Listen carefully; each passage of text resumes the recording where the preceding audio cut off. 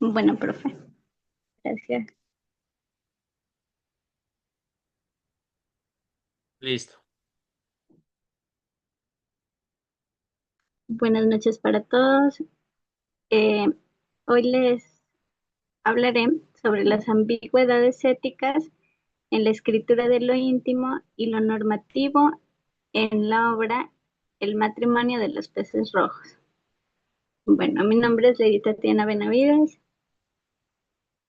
y puede continuar, profe.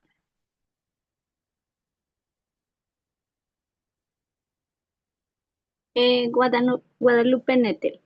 Ella es la autora, ¿no?, de este cuento, Matrimonio de los peces rojos. Nació en la Ciudad de México el 27 de mayo de 1973. Pasó parte de su niñez en Francia y pues ella alrededor de su vida pues vivió en México y, y fue donde desarrolló pues su carrera, ¿no? Pues Guadalupe Nettel también es una de las voces más originales y relevantes de la literatura contemporánea y es reconocida por su capacidad para explorar lo íntimo, lo extraño y lo cotidiano desde una mirada pues profunda y humana. Listo, profe. Siguiente. Bueno, el matrimonio de los peces rojos. Eh, perdón, esta historia gira pues en torno a una mujer que tras varios fracasos amorosos comienza una nueva relación con un hombre, pues, y ella se decide ir a vivir con él. Y durante su convivencia comparan una pecera con peces rojos, que poco a poco la protagonista observa cómo los peces se reproducen y también observa, ¿no?, las dinámicas tóxicas de la relación que tienen como los peces. Y pues bueno, reflejan unos comportamientos y como unos comportamientos de celos, de posesión y eventualmente de destrucción. Y pues estos peces terminan siendo una metáfora de la vida de la pareja eh, de la protagonista y también pues del deterioro que surge, ¿no?, en este cuento de la relación que ellos tuvieron. Bueno, el matrimonio de los peces rojos no es literal, sino simbólico. Eh, pues ya que en los peces se refleja como el vínculo entre los protagonistas humanos. Y pues la pecera se convierte como en una microversión de la pareja y su convivencia.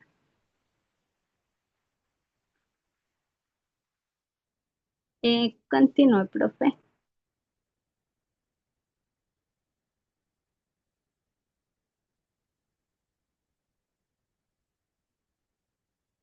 Bueno, las ambigüedades en la escritura de lo íntimo y lo normativo. Pues en la escritura, lo íntimo pues implica revelar como aspectos privados, emocionales o personales también, ¿no? Eh, y pues como lo vemos aquí en el cuento, miramos que ella refleja en el escrito una relación, una relación que, o sea, ya pues unas problemáticas y pues unos contextos en lo cual pues se dirige a un escrito demasiado íntimo. Pues también se pueden, ¿no?, pues ver de pronto en la literatura relaciones como pues afectivas, frustraciones, traumas, dudas existenciales. Y pues esto se puede abordar, ¿no?, también como desde lo autobiográfico o desde la ficción introspectiva.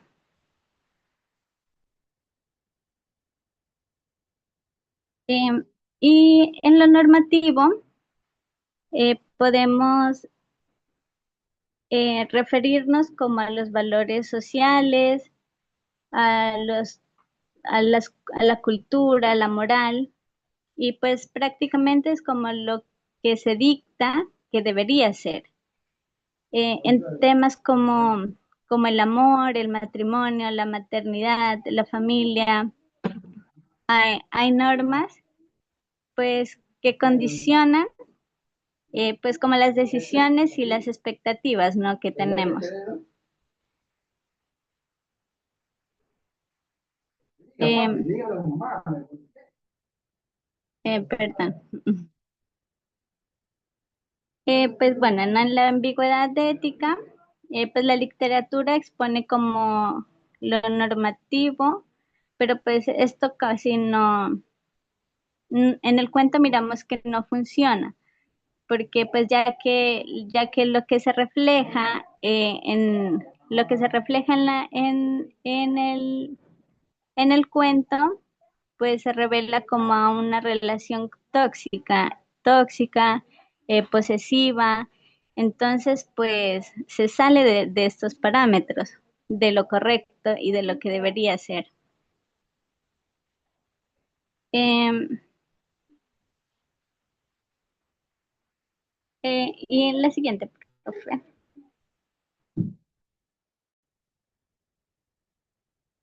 Gracias. Bueno, las ambigüedades, eh, pues tengo como tres parámetros, ¿no? Que que se pueden aquí como representar. Eh, los conflictos éticos en la escritura, las ambigüedades éticas surgen al representar pues experiencias personales, mientras se respetan las normas sociales, creando tensión en la obra literaria. El segundo, pues la literatura contemporánea refleja las ambigüedades éticas, abordando la complejidad de una sociedad que está en constante cambio. Y el tercero, la conexión con lectores. La tensión entre lo íntimo y lo normativo es crucial para entender cómo se transmite el mensaje y se establece la conexión con el público. Pues no, viéndola también desde este punto, se dice que bueno, no, la literatura contemporánea como que abre estas puertas para nosotros poder expresar lo que sentimos, expresar, o sea, es una literatura más abierta. Y eh, pues ya en este cuento, ¿no? Pues ya se abre como se abre como un interrogante en el que pues la protagonista al final de toda la historia no se da a entender si eh, está en lo correcto, está en lo incorrecto, y pues también no ella ha expresado pues su intimidad en aquel escrito. Continúa, profe.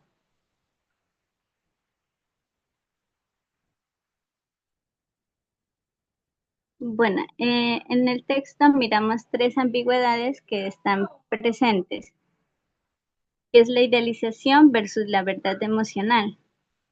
La protagonista quiere que su relación funcione, eh, pero al narrar el deterioro revela pues lo opresivo que puede ser el deseo de cumplir como el modelo, de tener como esa estabilidad y de encajar e idealizar pues como lo correcto.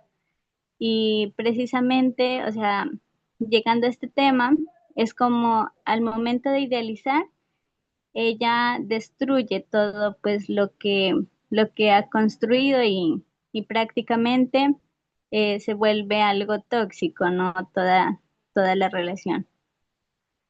Eh, la normalización del conflicto. Bueno, el cuento no condena ni ofrece soluciones morales,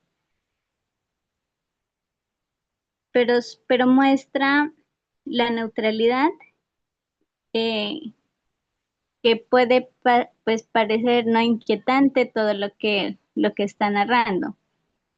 Entonces, también ahí se vería como una pregunta, ¿no? ¿Sería válido narrar sin juzgar y sin ser juzgado? Eh, y la proyección simbólica. La violencia, pues, que se presenta, ¿no? Entre los peces puede parecer un recurso cruel, pero en realidad, pues, pone como en evidencia que usamos símbolos para hablar de lo que no podemos nombrar directamente.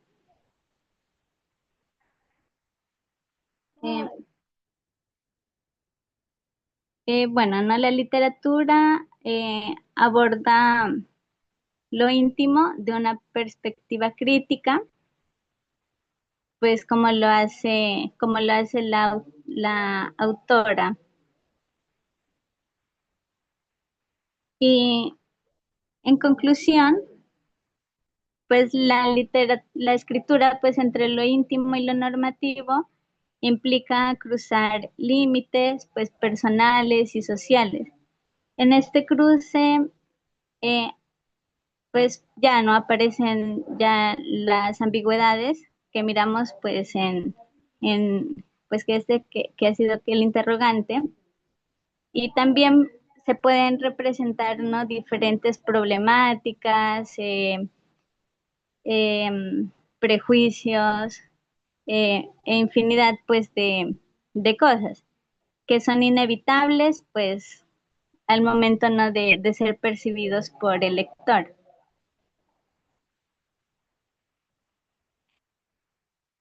Y pues también, ¿no? Como conclusión, quiero dar pues que Guadalupe Nettel, como muchos pues escritores contemporáneos, no da respuestas cerradas, sino que más bien abre preguntas, ¿no? Como que genera incomodidad y pues obliga a mirar más allá de la fragilidad humana. Listo, profe. Listo, Lady. La verdad estuvo como Gracias, cortica tu exposición. Te faltó profe. más abordar un poco más de temáticas para presentar más, ¿qué se puede decir? La forma en que la escritora, en este caso Nether, con el matrimonio de los peces rojos, plasma su idea, ¿no? Entonces te faltó más trabajito, la verdad. Eso por Ok, una parte, por la otra, analizar también más a profundidad los textos para encontrar más correferencias, intertextualidad y con ello ustedes también poder tener la posibilidad de tener un acercamiento directo con lo que es la literatura de cada uno de sus escritores. Entonces allí de pronto te, te informo de que te faltaron estos elementos. En relación a vale, a profe. la pregunta que te tocaba, ¿cómo puedes, para que profundices un poco más, ¿no? Era qué ambigüedades éticas se plantean en la escritura de lo íntimo y lo normativo.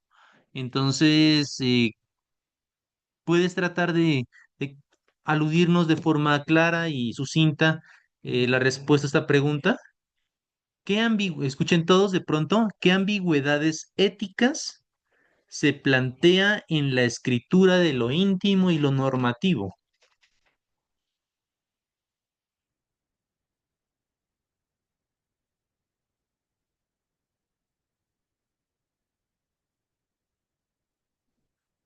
Lady. Sí, profe. Ujú. Eh, pues bueno, ¿no? Pues las ambigüedades, profe, que podríamos generar, ¿no? A través de la escritura, eh, pues se podrían como representar, profe, a través, pues como yo digo, de las experiencias eh, personales, eh, pero pues como que, bueno, también, o sea, esto se, también pues tiene una representación, ¿no? Con las normas sociales, pues así pues creando una tensión pues en la obra que quisiéramos representar. En este caso concreto del matrimonio de los peces rojos, ¿cuál es esa tensión? Eh, Puede ser, ¿no? Como la forma en que ella quiere dar a conocer su relación y que pues el pensamiento, ¿no? De que para ella pues puede estar correcto lo que está haciendo y cómo está llevando su relación, pero es como ante la sociedad es todo lo contrario. Ya, en ese caso, pues yo creo que ya hemos aludido a, a esta temática, que es la cuestión de cómo nosotros nos representamos en el texto y de la problemática de manejar lo íntimo, ¿no? Cuando hablamos, o sea, es difícil hablar la parte de lo íntimo con textos que son completamente ficcionales, por decirlo así.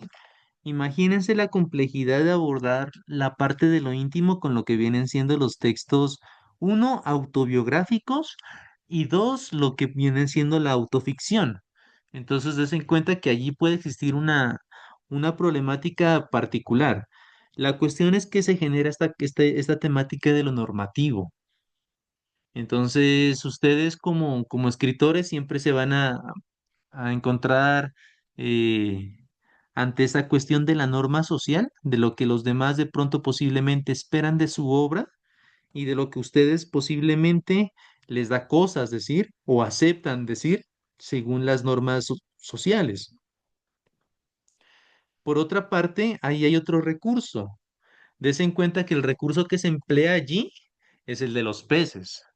Volviendo de pronto a una de las preguntas al comienzo que desarrollaba, creo que era Eder, que decía que hablemos un poco de recursos. Ahí hay uno de los recursos, que viene siendo la temática de los peces, la personificación con animales, pero a veces no necesariamente tienen que ser como tan tan ficticios, ¿no? Como se han desarrollado como en obras como Opio en las nubes, que es como la más representativa de este género, sino que puede ser solo como metáforas en relación a animales como los peces rojos, ¿no? Y hay otros libros que los toman como referentes algunas especies o otros seres, ¿no? Como para tratar de aludir a temáticas que se pueden vincular con lo que se trata de decir en la escritura. Miren, por ejemplo, Moby Dick, con lo que viene siendo la ballena, también hay un trabajo allí de por medio, de que no se ficcionaliza del todo, pero pues hay un sustento que viene siendo una especie, ¿no? Ya posterior a esto, Ortica, podemos encontrar, yo creo que con ustedes aludir lo que se conoce como la literatura extraña.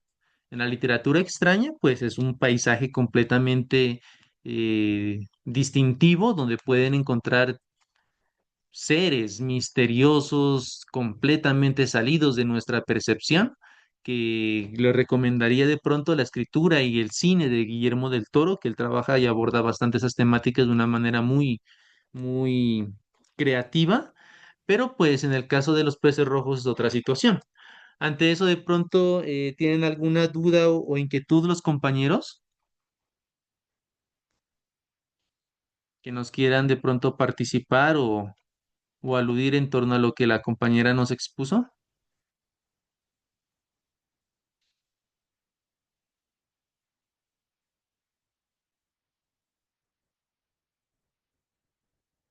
¿Qué opina Lady en relación a esto? Profe, A ver, bueno, Rafa, profe, yo tenía una duda, ¿no? Cuando, por ejemplo, hablamos de lo íntimo, profe, hablamos de lo íntimo, o sea, ¿cómo le explico, profe? O sea, cuando uno habla de lo íntimo, eh, se ve la veracidad, profe, de la literatura en sí, o también puede ser ficcional en esa parte, ¿no? No sé si se puede cruzar la realidad con lo ficcional, porque me quedó la duda en el sentido de esa parte, profe, cuando usted hace la pregunta sobre también sobre las ambigüedades y, o sea, tener la relación entre la ambigüedad y lo íntimo, ¿no? Entonces, tengo como esos conceptos, los tengo como, no los tengo de acuerdo a la pregunta que usted hizo. Y Ya. en generación al yo, profe, también, en generación al yo, profe, en esa pregunta de lo íntimo, ¿qué otros autores, profe, también reconocidos tenemos que en su escrito podemos ver que en sí pueden escribir este tipo de literatura? Porque como miramos, profe, como usted dice, profe, que hay autores que en sí no se abren en sí, sino que usan una coraza, un tipo de máscaras para así dar a conocer también su autobiografía. Ya. Verán, ¿no? En la primera parte que mencionas sobre la cuestión de lo íntimo es una cuestión bien compleja. ¿Listo? Porque lo íntimo es algo que tú no puedes comprobar en relación a sucesos particulares cuando estamos hablando de autobiografía. Por ejemplo, les hacía alusión de Fernando Vallejo, que Fernando Vallejo coge y él en realidad se retira de Colombia, se va y después regresa con unos sustentos de crítica bastante fuertes. ¿Listo? Eso sí, sí lo puedes comprobar, porque ahí aparece la fecha en que Fernando Vallejo se retira y regresa. Otro suceso real también que puedes comprobar allí puede ser, por ejemplo, algo básico, que él nació en Medellín, igual que su personaje nació en Medellín. ¿Listo? Ahí tú no hay pérdidas, por decirlo así. Sin embargo, cuando hablamos de lo íntimo, ya es más complejo, porque si es íntimo, quiere decir que por lo general no es tan visible para los demás. Es decir, que no puedes comprobar de forma tan real que eso sucedió. En este sentido, cuando ya encontramos una autobiografía como tal, como lo que viene siendo el texto de Rousseau, uno dice, bueno, él nos dice, si quieren conocerme a mí, coloquen atención lo que les voy a decir. Y él nos va a contar algo íntimo, listo, muy íntimo. Pero des en cuenta que en ese sentido, como el texto como tal se ha presentado como un texto referencial, nosotros decimos si le creemos. ¿Listo? Pero cuando ya empezamos a trabajar textos como lo son los de la Virgen de la Virgen de los Sicarios, y posteriormente nos damos cuenta que va más por el estilo de autoficción, entonces ya cuando nos presentan lo íntimo, ya nos genera la ambigüedad de que decimos, pueda que sí, como que pueda que no. Por ejemplo, en el texto de la Virgen de los Sicarios hay unas escenas eh, pues de homosexualidad que se relatan que son fuertes, ¿no? Hay otras escenas de asesinatos también que son fuertes. ¿Listo? Cuando los sicarios cogen y van creo que es a una iglesia que hay por allá y empiezan a colocarles balas a los anticos y les rezan. Y bueno, hay diferentes cosas que entonces nos colocan en duda. Allí lo íntimo ya empieza a tener otro sentido de ambigüedad que nosotros en sí es muy difícil de corroborar. Es muy difícil. Podemos de pronto acercarnos y suponer cosas, como por ejemplo si Fernando Vallejo nos habla sobre homosexualidad en sus libros y él también pertenece pues a este grupo, entonces nosotros podemos decir posiblemente sucedió eso en realidad, pero puede que no.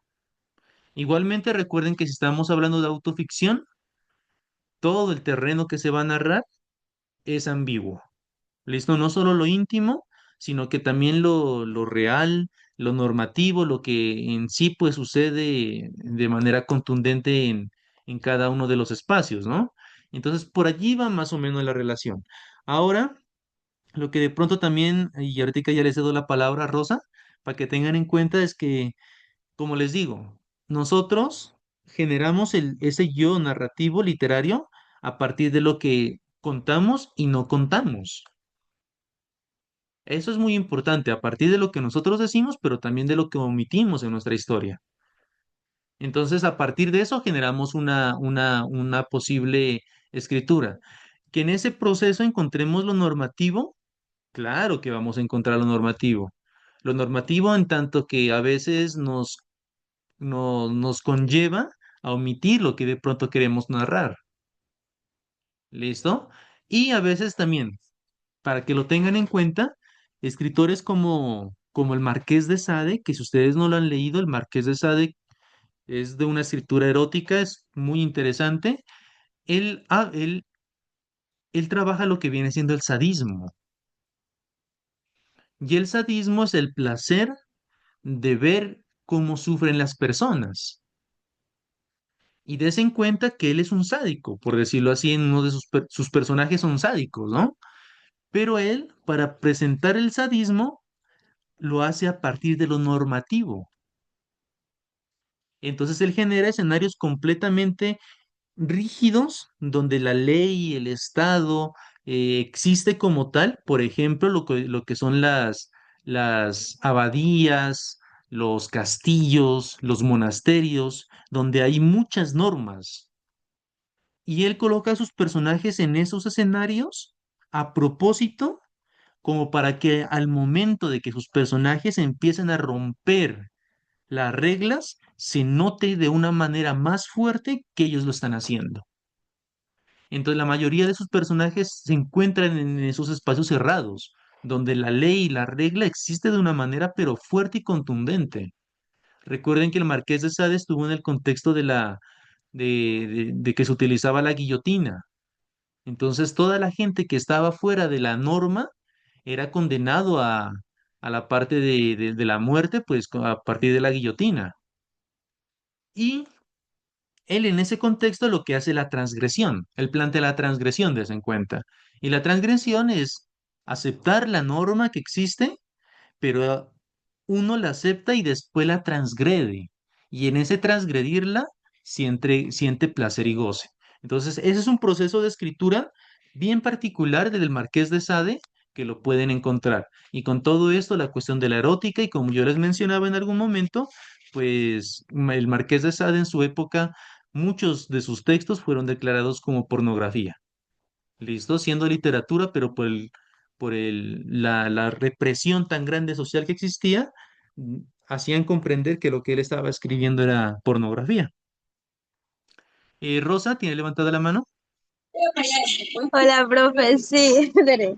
Profe, pues en cuanto a lo que hablaba la compañera, que ella decía que pues qué ambigüedades éticas se planteaban en la escritura de lo íntimo y lo normativo, ¿cierto?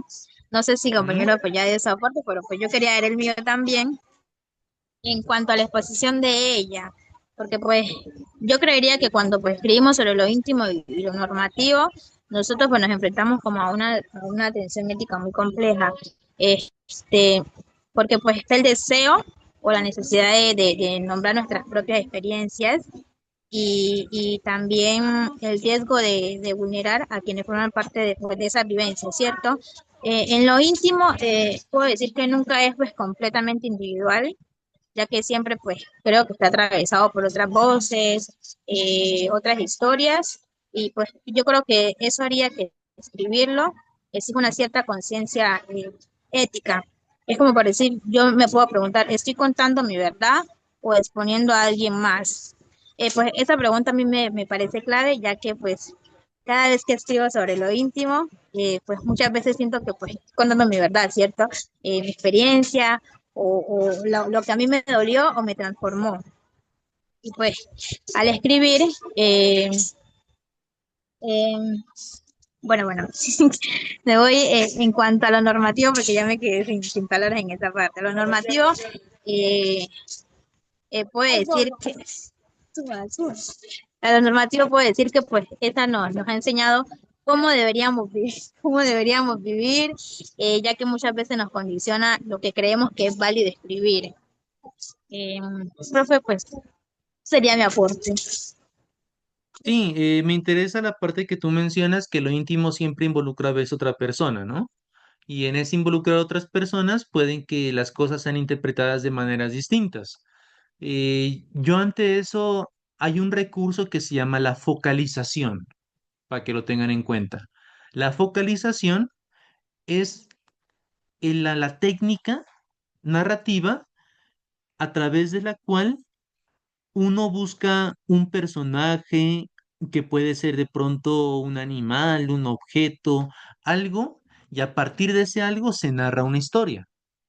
¿Listo? Entonces, por ejemplo, digamos, voy a contar la historia de Caperucita Roja. ¿Listo? Todos ustedes la conocen.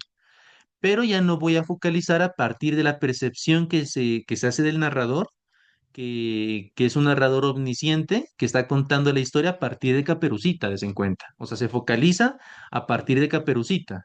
Caperucita, la abuelita, después el lobo, después cuando ella va a donde la abuelita y pasa todo lo que sucede. ¿Listo? Es a partir de la abuelita. La focalización nos permite cambiar de perspectiva ante una misma historia. Por ejemplo, si queremos reescribir esa historia, pensemos de que no vamos a empezar la historia desde Caperucita Roja, sino que pensemos que la vamos a contar desde el lobo.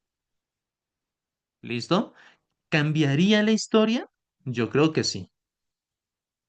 Entonces ya no partiríamos desde ese inicio que nos ha enseñado la tradición, que es el hecho de que la mamita le dice a la hijita que lleve unos pasteles a la abuelita, sino que piensen que toda la historia va a ser contada a partir de la focalización de donde se encuentra el lobo. Y ese es un proceso de escritura que nos puede arrojar diferentes perspectivas. Lo que dice la compañera, porque lo menciona en relación a esto, porque nosotros decimos, bueno, tengo algo íntimo que involucra a alguien. Pero si yo narro mi parte íntima, entonces puede que yo esté narrando las cosas a partir de mi misma experiencia o desde lo que yo viví o acontecí. Pero si yo cojo y pienso en la otra persona, ¿qué podría cambiar a partir desde la perspectiva de esa otra persona? Es el proceso de la focalización. Es muy importante. Por eso es necesario que ustedes piensen sus historias, pero miren también desde qué foco ustedes las pueden narrar. Y a partir de ese foco, ¿qué es lo que conllevaría? Miren que hay cositas que eso se mira bastante en películas y series. Hay hasta muñecos y cómics y lo que ustedes se pueden imaginar.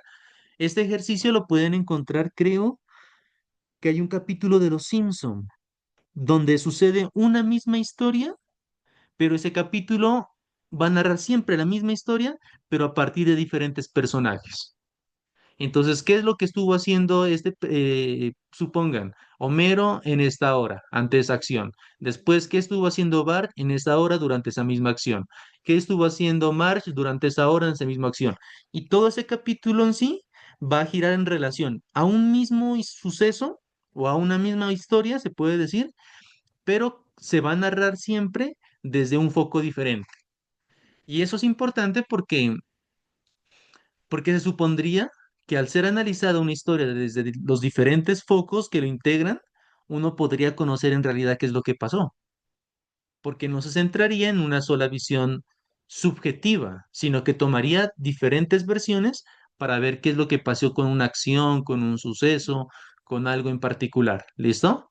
¿De pronto tienen alguna inquietud más o participación? Ya estamos finalizando, ¿no? No, profe. Pues, profe, pues para... ¿A quién iba a hablar alguien?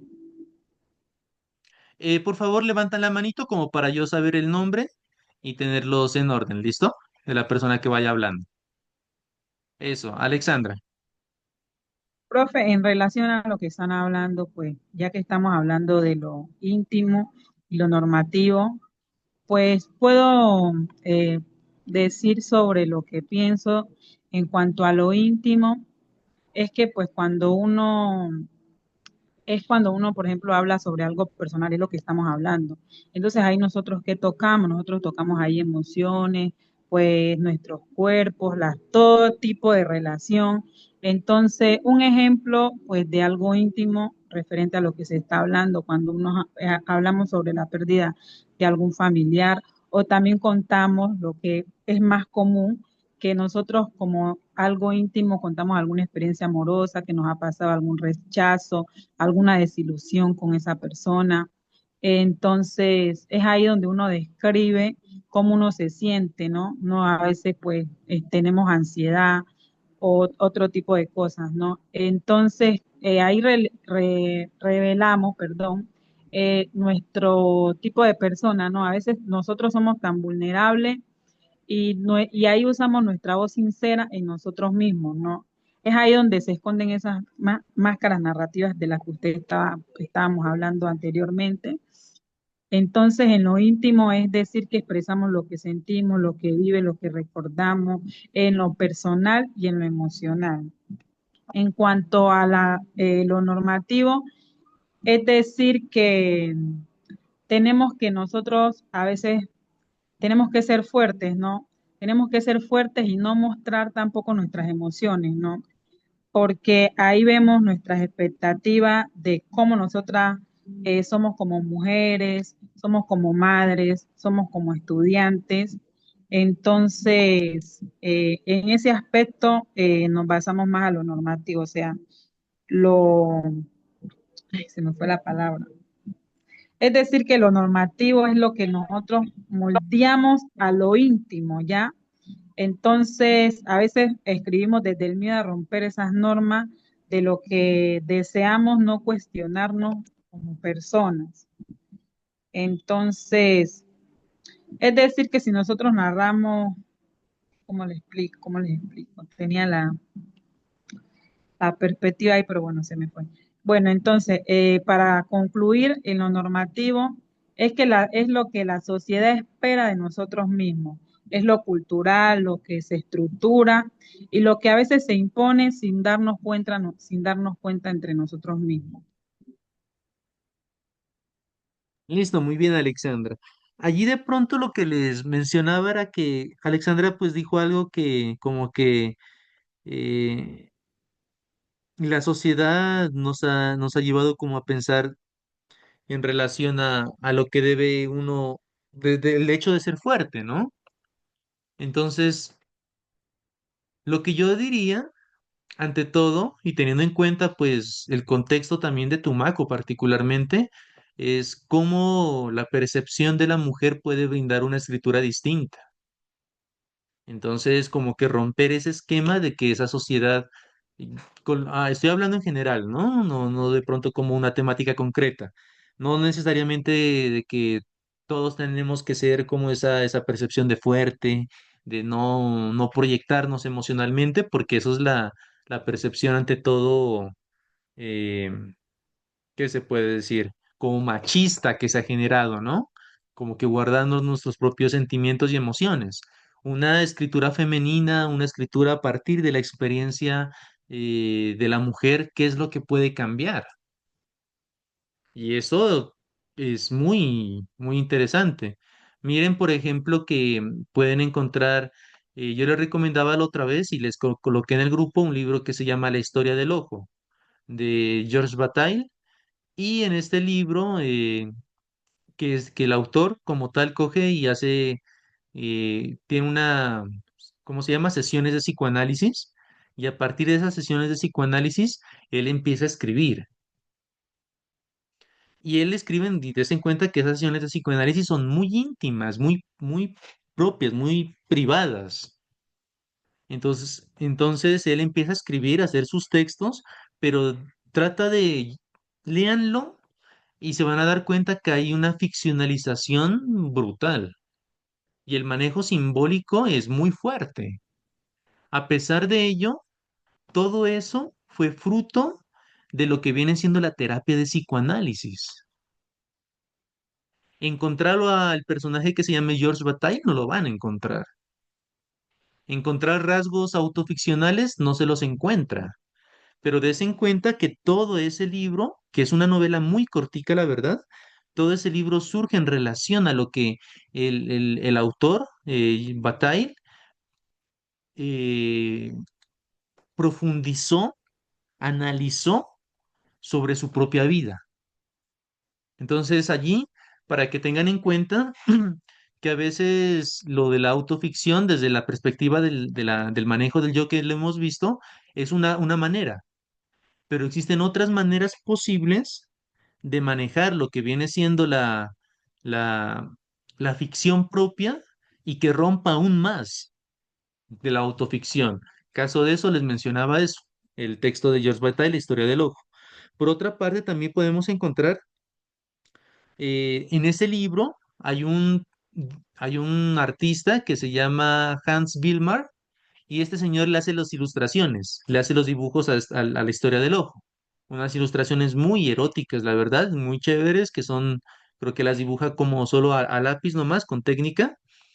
Y sucede que este señor tuvo una novia que se llama Urnika Zurich. Yo a un grupo de ustedes le compartí textos de ella y esa señora creo que sufría de esquizofrenia, creo. Y des en cuenta la problemática en este caso de manejar la parte de lo íntimo, ¿no? El autor, el pintor, perdón, Hans Wilmar, coge y pues era su pareja y todo esto, y él aprovechó y como que utilizó algunas relaciones amorosas que tuvo con ella y empezó a generar publicaciones de la parte íntima de la relación entre ellos. Y posteriormente yo creo que a Úrnica le costó la vida, creo que termina suicidándose por eso. Y Úrnica Zurich escribe, y ella tiene su propia escritura como tal, novel, creo que tiene cuentos ante todo, y también va a trabajar esta parte de la erótica. Como les digo, en algún punto, cuando indagamos la parte de lo íntimo, es indiscutiblemente, ¿qué se puede decir? O sea, no se puede prescindir de la parte de la erótica de los cuerpos, del manejo que ya hemos hablado en algún momento, de lo que es el cuerpo como símbolo, pero no, como también desde la parte semiótica.